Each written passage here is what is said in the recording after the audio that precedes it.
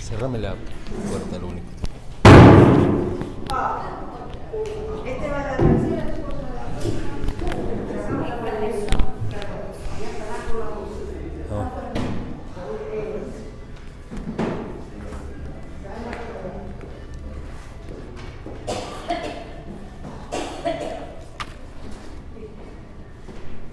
Se escucha un poquito menos así.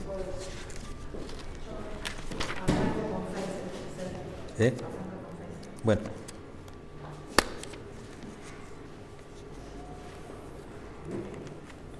Bueno, bienvenidos a todos en este Día de la Familia.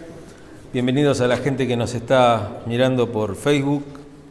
Esperemos que la estén pasando con su familia, tranquilos, y no se olviden que tienen una familia en Cristo. Dios tiene como plan y como propósito no formar individuos, sino una familia, una comunidad. El hombre no fue hecho para estar solo, fue hecho para vivir en familia, de la manera que ésta sea, de la manera que la familia esté compuesta. Puede estar compuesta por tíos, por primos, por abuelos. No todos tenemos todo, papá, mamá, dos chiquitos, uno varón, uno nena, todo, no tenemos un perro y corremos por la pradera todos juntos y vamos los domingos en carreta a la iglesia, ¿no? Entonces, ese es un modelo muy utópico, pero hoy en día las familias son ensambladas y el problema es que sean familias funcionales. Uno puede ser una familia modelo de, como decíamos, ¿no? Una mujer, un hombre, un nene, una nena, un perrito, y ser disfuncionales y no funcionar. Y uno puede ser dos papás, dos mamás, un tío, una tía, una abuela, un abuelo, un primo, unos amigos, padrinos, los que sean, y funcionar como familia. ¿Y qué es funcionar como familia sino brindar protección, brindar todo lo que uno necesita para hacerse como ser humano, para poder realizarse, ¿no es cierto?, como ser humano, como para ser alguien de provecho, no solamente para su familia, sino para la comunidad toda, que sería la sociedad, ¿no es cierto? Y digo, y qué importante que es que nosotros podamos entender esto y que lo podamos entender de esta manera que nos toca vivir el día de hoy, que nos toca vivir en el 2021, después de varias pandemias, después de un montón de derechos adquiridos, después de reconocimiento de minorías, después de un montón de cosas que ya están en la sociedad instaladas, que la Iglesia no las va a sacar, pero que las tiene que empezar a incorporar porque tiene un mensaje para ellos también. Entonces es necesario que lo veamos desde el lado de la integración y del ser humano integral, en todos sus aspectos. Y entonces me parece que eso es parte del mensaje. Y como estamos hablando del mensaje, estamos hablando de guardar el mensaje, de custodiarlo, de ser custodios del Evangelio. Uno piensa que custodiar el Evangelio es tener todas las letras así tal cual estuvieron toda la vida y todo, y predicar como si yo predicara para la iglesia a la cual predicaba Timoteo, o que yo voy a hablarle a una comunidad que es igual a la comunidad que había en la época de Jesús. Y es muy interesante darnos cuenta que uno tiene que contextualizar, uno tiene que comenzar a ver realmente si lo que estás predicando es pertinente. Me parece que esa palabra es muy marca mucho de lo que estamos hablando, que sea pertinente. De hecho, la semana pasada habíamos visto que una de las cosas que había pasado con Timoteo era esto de que no se tenía que avergonzar de Jesucristo. Y yo creo que si no había forma de avergonzarse, ¿por qué Pablo le va a decir: no te avergüences del Evangelio, no te avergüences de mí, ¿no es cierto? No te avergüences de nosotros.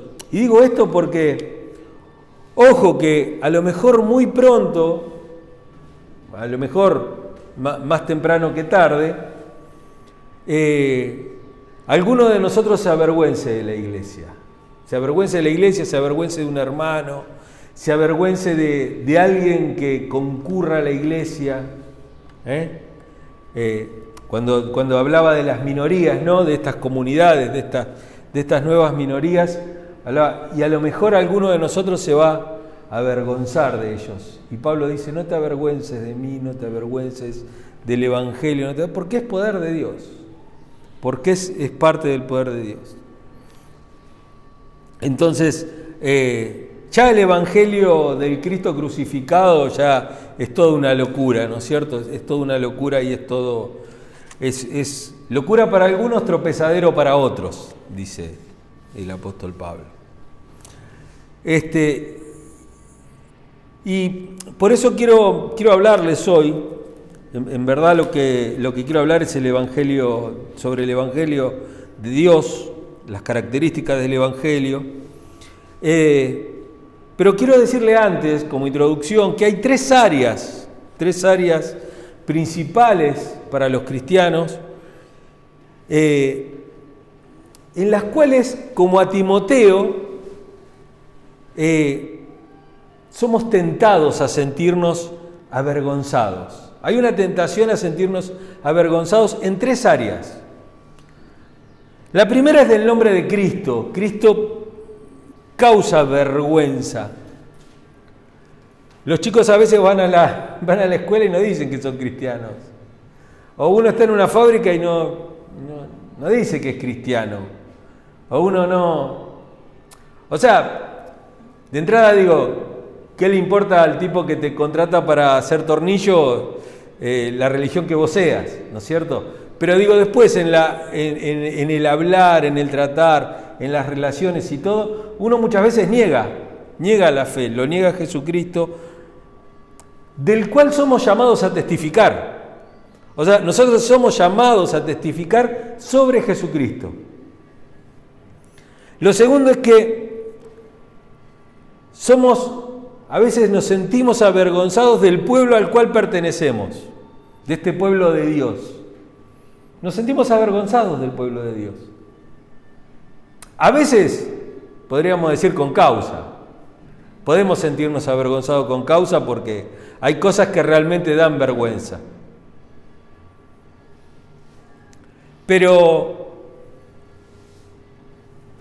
digo, ¿cómo avergonzarse del lugar donde pertenecemos? Entonces, la tentación está ahí también. Y la tercera tentación es avergonzarnos del Evangelio, del mensaje.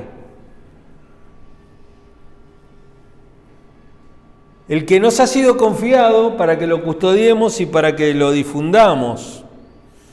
Y por eso me parece que este tema de guardar el Evangelio, y no solamente de guardarlo en el sentido de tratar de mantenerlo lo más limpio posible, lo más recto posible, lo más comprensible posible, lo más certero, lo más parecido a lo que Cristo predicaba. Lo tenemos que mantener de esa manera, pero también tenemos que, al menos de alguna manera, no sé cómo, cada uno lo hará, lo tratamos de hacer. Creo que esta es una iglesia que trata de hacerlo. Creo que no soy un pastor que solamente da el mensaje, que lo da así y queda así, sino que hay una práctica y que también trato de, o sea, con todas las fallas que uno puede tener. O sea, estamos hablando de que somos seres humanos, perfección no existe. Entonces, digo, darle herramientas para que puedan no solamente leer ese evangelio, sino practicarlo y darle sentido al evangelio. O sea, que sean realmente, que puedan ser exégetas del evangelio, que puedan leerlo y entender lo que están leyendo y decir, bueno, ¿y esto cómo lo pongo en práctica en mi vida? Entonces ese es el trabajo que uno tiene que hacer. Pero a veces el problema es que tenemos un evangelio tan cuadrado, tan mármol, ¿no? Que no tiene. Vieron que el mármol es interesante que cuando habla del corazón endurecido, la misma palabra para endurecido es la palabra para el mármol. El mármol, vieron que no le penetra nada, no penetra aceite, no penetra nada. O sea, se vuelve a pulir y listo, y ya está, y no penetra nada. Y a veces tenemos ese evangelio, un evangelio muy cuadrado, muy baldosa, muy así. Y entonces nos cuesta predicarlo, y causa vergüenza predicarlo. Pero causa vergüenza porque no lo sabemos explicar, porque si no sería mucho más fácil. Porque como le decía yo la otra vez, digo, qué sé yo, los movimientos, a veces los movimientos de izquierda y los movimientos más populares y todo, hablan de justicia social, hablan de todas esas cosas, y la verdad que aquellos que hemos leído el Evangelio un par de veces, nos hemos dado cuenta que más liberación que en Cristo no hay, y que más justicia social que en Cristo no hay. Cuando hablan de una paridad social, de las diferencias entre los ricos, qué sé yo, los profetas hace 2700 años atrás hablaban de eso. Y uno escucha a veces, dice, no, porque no sabés lo que dijeron de tal persona, no sabés. Eso no son formas de hablar, eso no dice.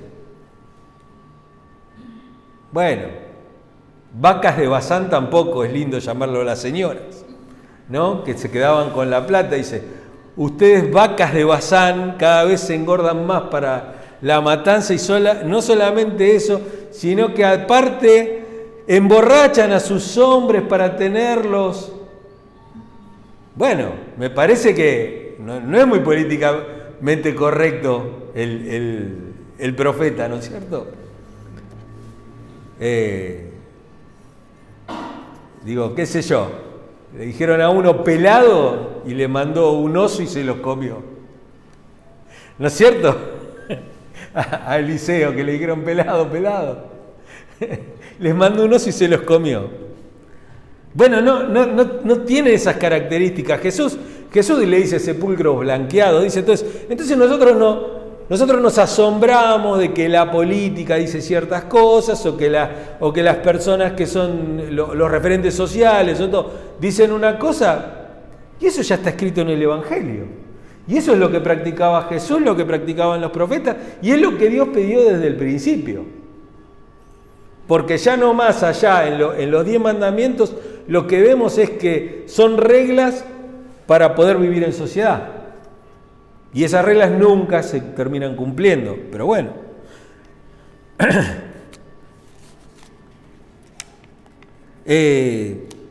Y el problema es que somos mucho más sensibles a la opinión pública de lo que nos gustaría admitir, ¿no es cierto? Y caemos por lo general fácilmente a la presión de afuera. Y Pablo también amplía esto de custodiar el Evangelio, sino que nos llama también a aceptar esa porción de sufrimiento. Y hoy vamos a ver el capítulo 9 y 10, versículos 9 y 10 del capítulo 1 de Timoteo.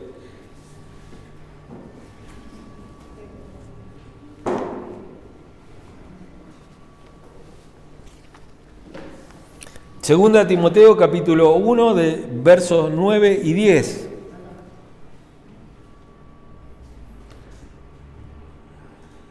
Dice así: pues Dios nos salvó y nos llamó a una vida santa, no por nuestras propias obras, sino por su propia determinación y gracia.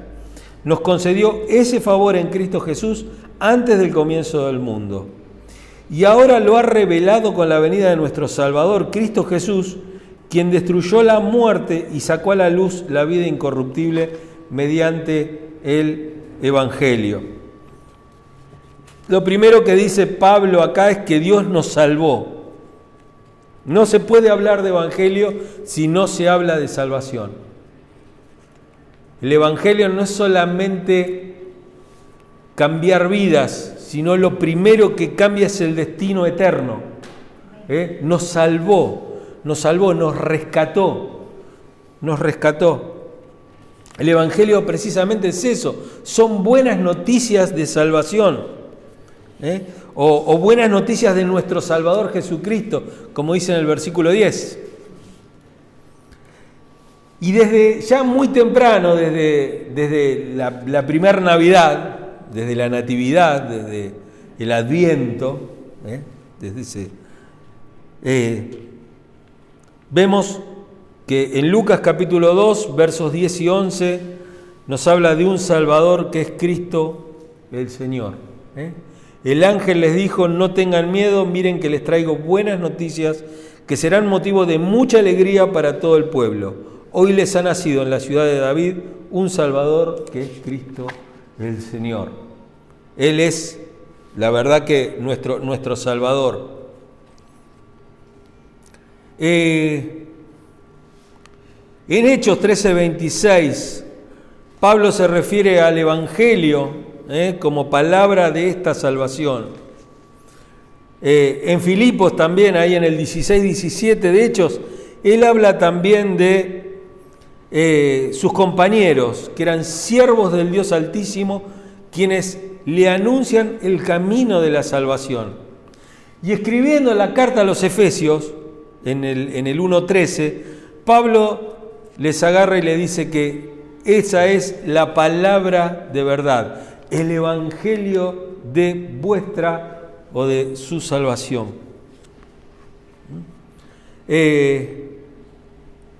Así que con esto entendemos que el evangelio, este mensaje que tenemos que custodiar, ustedes recuerden siempre lo mismo, siempre que vamos siempre a volver a un mismo punto, que es custodiar el evangelio, que somos custodios de un mensaje, que somos partícipes de ese mensaje, que es un mensaje que vivimos, que es un mensaje que lo llevamos a todos lados y que lo tenemos que difundir. Y entender que si somos salvos, es por el propósito, hablamos la semana pasada también de propósito, gracia y llamado de Dios y no conforme a nuestras obras. Ahí, como lo dice el apóstol Pablo, en el versículo 9 dice: no por nuestras propias obras, sino por su propia determinación y gracia. Nos concedió este favor en Cristo Jesús antes del nacimiento. Y este evangelio no ha cambiado en el pasar de los años. Dios continuó salvando, Dios continuó cambiando vidas, Dios ha continuado haciendo estas cosas. Y por eso tenemos que ver tres aspectos, y esos son sobre lo que quiero hablarles hoy. Y hoy le voy a hablar solamente de uno. Quédese tranquilo que no le va a cerrar la fábrica de pastas hoy. Pero quiero hablarle sobre tres cosas, hoy voy a hablar solamente de una. Así queda para la semana que viene. Continuará, va a decir, al final. El carácter del Evangelio, lo que el Evangelio es.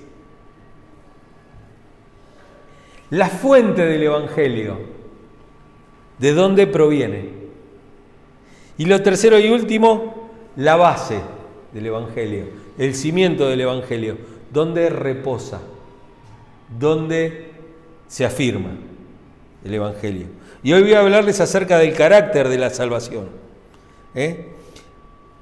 Y tenemos que hablar de esto, de que Él nos salvó, siempre hay en el versículo 9 y 10, vamos a estar ahí. Así que ustedes quédense con esa hoja abierta ahí, marcando su Biblia. Ahí dice, pues Dios nos salvó, y nos llamó a una vida santa, y sacó a la luz la vida y la inmortalidad por el Evangelio. Esas son las características que tiene el Evangelio. El Evangelio hace eso, nos salva, nos convoca, nos trae una vocación. Hablamos de vocación ya también en los mensajes pasados. Vocación, llamamiento, nos llama a vivir una vida en santidad. Y una vida en santidad no es ser un santo de estampita.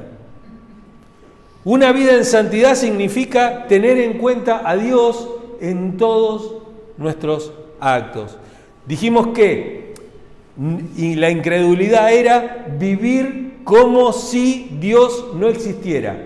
Y no importa que creamos en Dios, porque podemos creer en Dios, pero si vivimos como si Él no existiera, Él no va a actuar en mi vida, sino todo lo contrario. Nos va a dejar. Nos va a dejar que hagamos. Empantanate más. ¿Vieron la vaca empantanada? Que quiere salir y cada vez se mete más. Uno la tira de afuera, uno se pone del lado de afuera, tira del pantano, y la vaca, en vez de seguir para el lado donde va el tirón, la vaca tira para el otro lado. Entonces cada vez se empantana más. Y Dios nos está tirando con cuerdas de amor. Y a veces nosotros somos de los que retrocedemos y queremos salir por la nuestra propia. Y dice que sacó a la luz la vida y la inmortalidad del Evangelio. El Dios que nos salvó también en forma simultánea nos llama a ese llamamiento santo, a vivir esa vida en santidad, a vivir esa vida teniendo en cuenta que Él está, teniendo en cuenta que Él nos salvó, teniendo en cuenta que nos llamó, que nos convocó, teniéndolo en cuenta en todo. ¿Vieron que dice? Tenlo presente en todos tus caminos.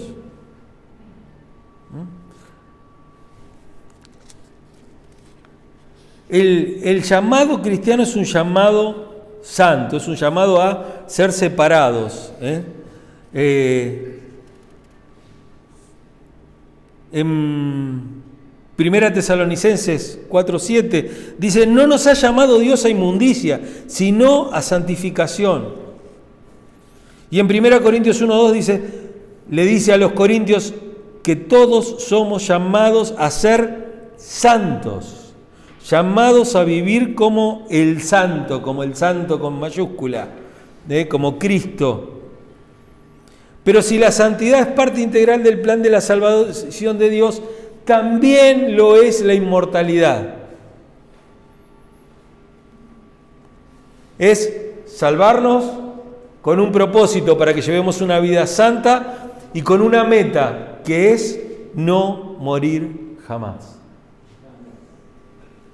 Jesús nos dice eso, nos dice que aquel que crea en mí no morirá jamás, nunca.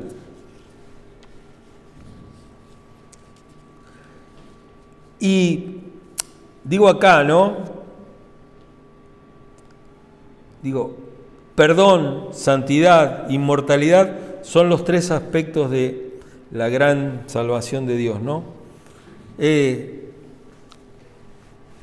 Y este tema de la salvación, porque estamos viendo el carácter de la salvación, la fuente de la salvación y la base de la salvación, digo, tiene que ser urgentemente rescatado de la pobre interpretación que tiene hoy la salvación. Porque cualquiera que le pregunte a una persona que concurre a cualquier iglesia, no digo que todas las personas van a contestar exactamente lo mismo, pero en su mayoría van a hablar de que Dios les ha cambiado la vida, que les ha cambiado, que los ha sacado de una relación abusiva, que los ha sacado, que les ha cambiado la vida de los hijos, que les ha cambiado, que les ha dado un trabajo, que los ha sacado de un vicio. O sea, siempre estamos hablando de las obras, pero las personas raramente asocian salvación con haber estado en un estado totalmente de peligro y de separación de Dios, de peligro de pasar la eternidad en el infierno. La gente no tiene conciencia de que iba a pasar la eternidad en el infierno. Para ellos Dios los salvó de la vida mala que estaban llevando, pero no de la vida mala con la que todos nacemos. Entonces la salvación pasa a ser solamente cosas naturales, cosas de todos los días. Antes no podía comprar 1 kilo de pan y 1 litro de leche para los chicos, ahora lo puedo comprar. Dios me salvó del hambre. Antes no tenía trabajo, no sabía qué hacer con mi vida, no tenía trabajo, entonces me emborrachaba. La poca plata de la changa que hacía me emborrachaba. Entonces uno habla sobre eso y dice, y Dios me salvó de eso y me puso, ahora soy un hombre trabajador, no tomo, proveo para mi familia. Y uno habla de eso, pero la salvación es mucho más profunda. Porque unas buenas medidas económicas en un país le puede dar trabajo a muchas personas y lo puede sacar de la miseria. Porque un programa alimentario en un país, sea acá, sea en África, sea en donde sea, digo, de darle todos los días, qué sé yo, las manzaneras de Chiche Duhalde le daban leche todos los días a los chicos. Y lo habían sacado de eso, los habían salvado de esa carencia que tenían y le daba todos los días, y lo había sacado. Pero nadie te puede sacar de la muerte eterna sino Cristo, sino Dios. Entonces la salvación, no estoy diciendo que todas esas cosas no tenemos que hacerlo, porque lo vivo repitiendo que tenemos que ocuparnos de la parte social, de la parte de ser un evangelio integral, de ser un evangelio holístico. Bueno, el tema es que no, por practicar eso tenemos que dejar de lado lo más importante de todo, que es el único lugar del cual no hay ninguna obra humana que te pueda rescatar, y es de la muerte eterna. Entonces la salvación es primordial. Por eso dicen, nos salvó, nos ha perdonado, nos ha invitado u obligado o mandado a vivir una vida en santidad, y nos ha dado inmortalidad, que son esos 3 aspectos marcados de la salvación de Dios. Después puede haber salvaciones de otro tipo. ¿Qué sé yo? Me gané el loto, me salvé. ¿Vieron que dice alguno? Se sacó el PRODE. Bueno, el PRODE es muy viejo, pero eso los millennials no saben ni de lo que le estoy hablando. Pero qué sé yo, el Kini. El que se saca el Kini se salva. Del infierno no creo que te saque el Kini. Te puede sacar de la miseria y te puede sacar de la pobreza, pero del infierno no te salva. Entonces, salvaciones hay muchas, pero la salvación de Dios es esta. Y el mensaje del Evangelio es sobre la salvación de Dios. Porque el término salvación, hablar de salvación, significa que necesitamos ser rescatados urgente de los pobres y mezquinos conceptos que hemos tenido sobre esa salvación. Porque la salvación es el propósito de Dios y es por lo cual Dios justifica, santifica y glorifica. Justifica, santifica glorifica. Primero, perdona nuestras ofensas, lo que nosotros habíamos despotricado en contra de Dios y lo que no lo queríamos. Y perdona esas ofensas y nos acepta como justos a sus ojos, ¿no es cierto? Ante Él somos justos. Él sabe que no somos justos. No, acá no hay un engaño, no hay ese engaño tonto de escuelita dominical porque Dios nos mira a través de la sangre de Cristo como si fuera un vidrio así rojo, entonces Él nos ve. No, Dios sabe lo que hay atrás del vidrio rojo. Perdón, Dios es omnipotente, es omnisciente, o sea, Él sabe exactamente qué es lo que sos. Y aún así decidió salvarte. Dios no nos mira a través de ninguna cosita, de nada. Dios no tiene anteojos, no necesita, se habrá operado, qué sé yo, no sé. Pero no necesita que lo engañemos.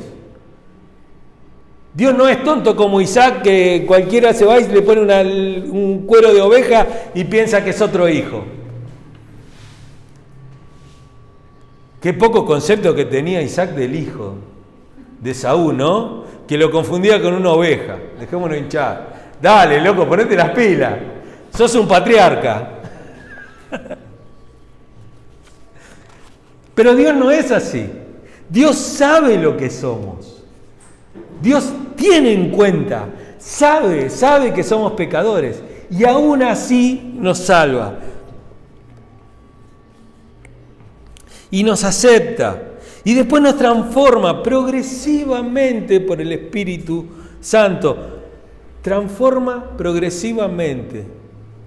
Nos salva de un tirón, pero nos santifica de a poco. Nos transforma de a poco.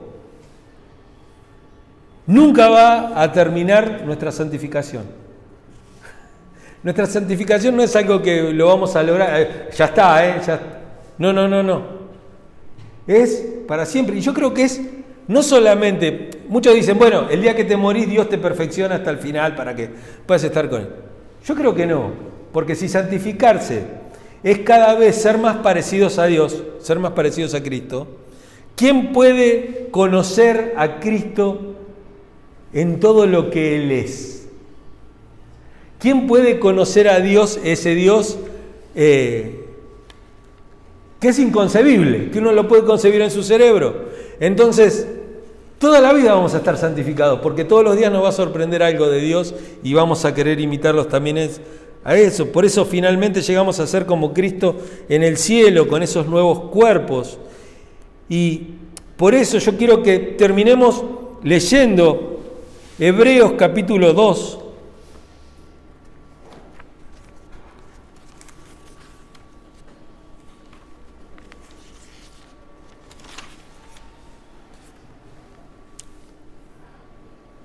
Horrible interpretación evangélica de este pasaje en donde hablan de perder la salvación. Es horrible la forma en la cual lo interpretamos. Horrible. Porque no se nos está diciendo que la vamos a perder, sino lo que nos está diciendo es: pónganse las pilas, porque después de esto no hay nada. Si ustedes no aceptan este mensaje, acuérdense que es la carta a los hebreos, es para los judíos, miren que después de esto no hay nada, miren que ya está. Hebreos capítulo 2, versículo 3, dice: ¿cómo escaparemos nosotros si descuidamos una salvación tan grande? Esta salvación fue anunciada primeramente por el Señor, y a los que la oyeron nos la confirmaron. Tenemos que volver a darle ese significado grande, profundo, importante, central a la salvación. Porque vimos acá las características, el carácter de la salvación. La salvación es eso, la salvación es agarrar un hombre completamente depravado, totalmente manchado por el pecado, totalmente sucio, totalmente incapaz de elegir a Dios, sacarlo de su miseria, ponerlo en una posición de justicia, de justificarlo, y no solamente eso, sino que después darle inmortalidad. Y darle no una inmortalidad porque, de hecho, los que se pierden también son inmortales. Pero el destino es otro. Nos da un destino en el cielo con Jesucristo. Por eso, no tomemos en cuenta esta salvación tan grande de Dios y vamos a estar predicando otro evangelio. El evangelio es este. Este es el evangelio. Alguien puede llegar a dejar de ser homosexual, puede dejar de robar, puede dejar de ser, no sé, todo lo que ustedes quieran.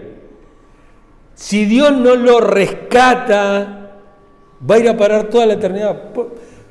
Puede ser un tipo, puede ser Juan Carr, qué sé yo, que está continuamente, hace obras de caridad y hace todo. Lo importante es lo que Dios hace por él. El evangelio es algo que Dios hizo por nosotros, no es algo que nosotros hacemos, es algo que Dios hizo por nosotros. Eso es lo que tenemos que tener en cuenta.